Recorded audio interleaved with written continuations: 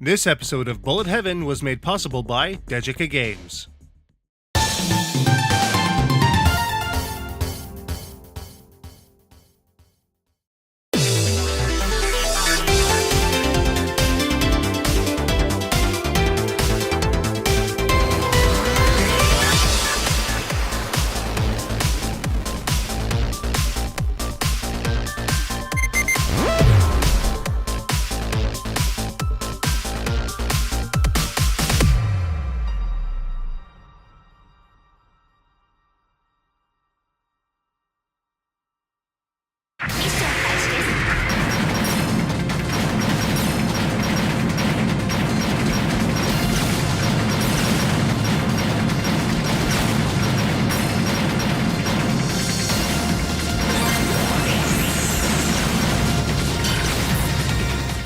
In Bullet Heaven EX24 and EX25, we took a look at the first two waves of DariusBurst CS DLC, which featured new ships based on a selection of classic Taito and Sega games.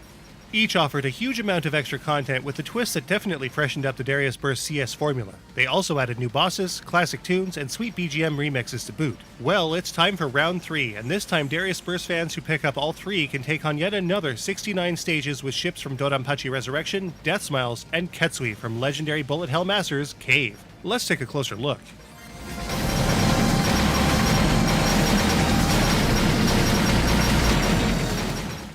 Once again, this set of DLC follows the main mechanics of DariusBurst CS in all of the ways you'd expect. Found in the DLC mode, each of these cave-themed packs are once again totally open to which ship you want to take them on with. Want to play Ketsui stages with Windia from Death Smiles? Go for it.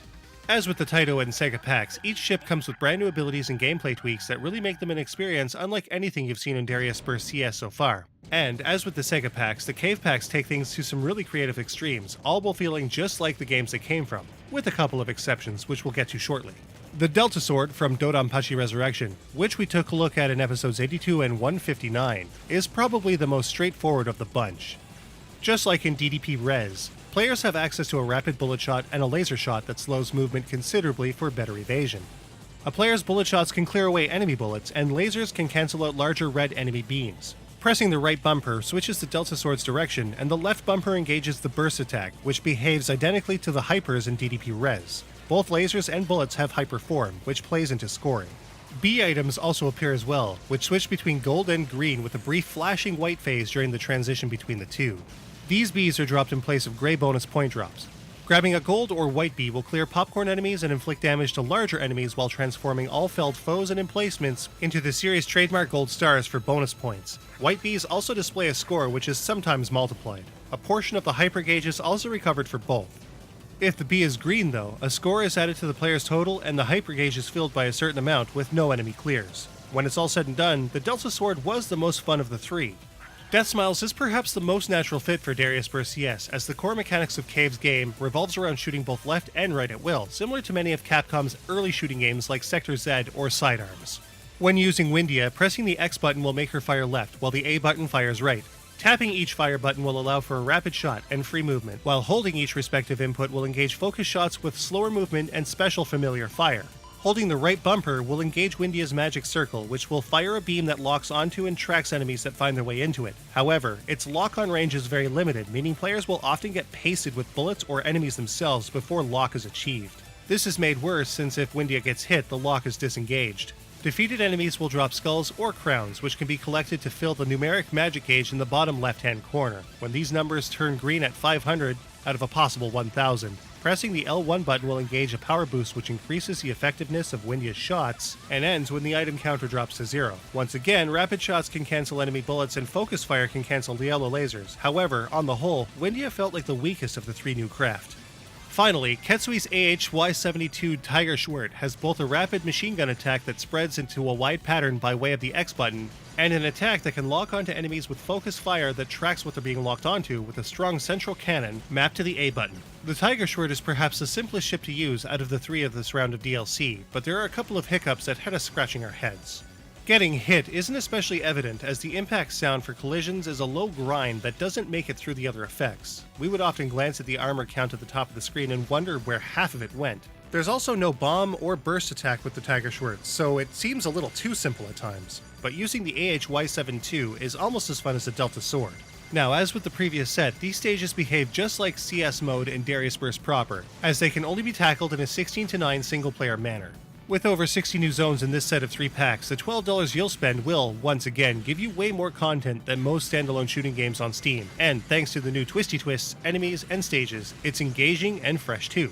However, players migrating directly from Cave's actual offerings will find things a bit on the cumbersome side of things. Shots can be very hard to see, especially when using the AHY-72. And all 3 extra ships have much larger hitboxes than their 2D counterparts. Whereas each of these ships would normally only have a tiny glowing spot where they could be hit in their bullet hell settings, all 3 ships can be damaged no matter where a bullet, or environmental obstacle, hits them. A good rule of thumb to follow is, if a shot or obstacle goes past the visual representation of your shield, you're safe.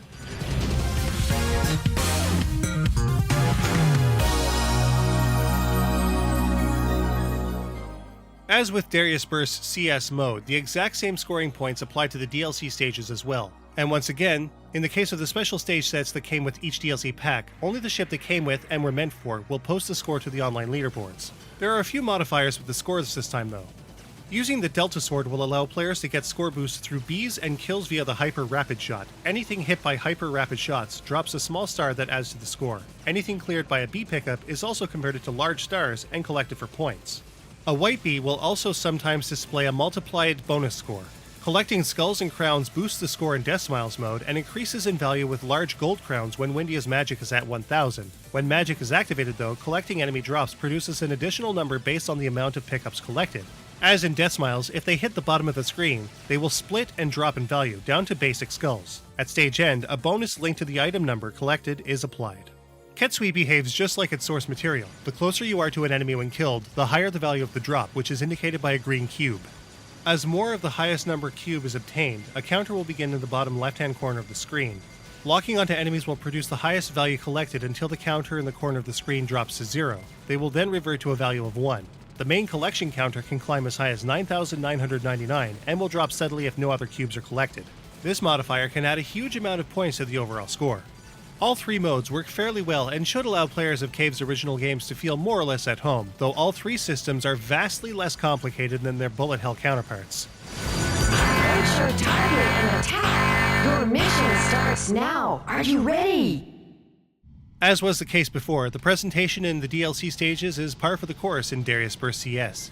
Each new ship is well represented in 3D and implemented in the game with the kind of detail you'd come to expect in DariusBurst CS. Well, for the most part. The Delta Sword and Tiger Schwert work for the kinds of animation found in the game, while Windia comes off as super stiff, not to mention awkwardly flipping and rolling between bosses, and blasting off at the speed of light. Meanwhile, the UI and history while selecting ships is exactly as it has been in the previous 6 DLC packs. The art and music definitely fit the bill, and having played all of these original titles, it's a real trip to hear the menu tracks and unique effects in the DariusBurst setting. The new implementation of cave art to the overall UI is as expected and works really well, with super clean pieces for each respective game. With regards to the music, there is some seriously great stuff here. In addition to the many original tracks that have made it over, the awesome remix tracks in this round of DLC are definitely fantastic. Yosuke Yasui even joins the musical fray with amazing remixes for the Ketsui tracks. Unfortunately, the Decimile remixes aren't especially strong, especially the Halloween Town burning theme. As always, everything is clean and easy to navigate. Somewhere along the way, a bunch of Steam trading cards have also sprung up as well, fun to collect and trade. So, how does this wave of DariusBurst CS DLC stack up? Let's take a look.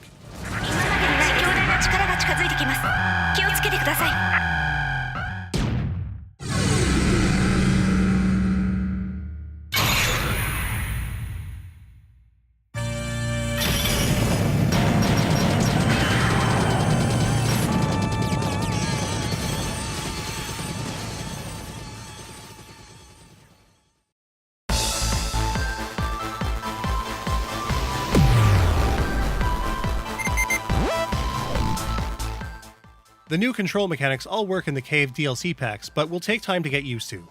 Once again, a hugely challenging expanse of stages awaits for Cave and Darius fans everywhere. As for length, another 69 stages make this DLC worth the combined $12 on that merit alone. The fun factor is also strong. As with the core game, the visuals here are solid but not perfect. Windia in particular feels a little too robotic. Sound-wise, this DLC beats all that came before it, except Night Striker. That one is still super tops. All in all, each new pack with their wild changes makes for a fresh, engaging package. Bring on the aiding packs. In terms of value to cost, the $12 you'll spend for all 3 packs for the amount of content that you'll receive for them is just incredible. If you're looking to expand on DariusBurst CS even more, you just won't be disappointed. These DLC packs are absolutely worth getting. You even save $3 by getting all 3. The DariusBurst CS Cave DLC gets a 4.75 out of 5.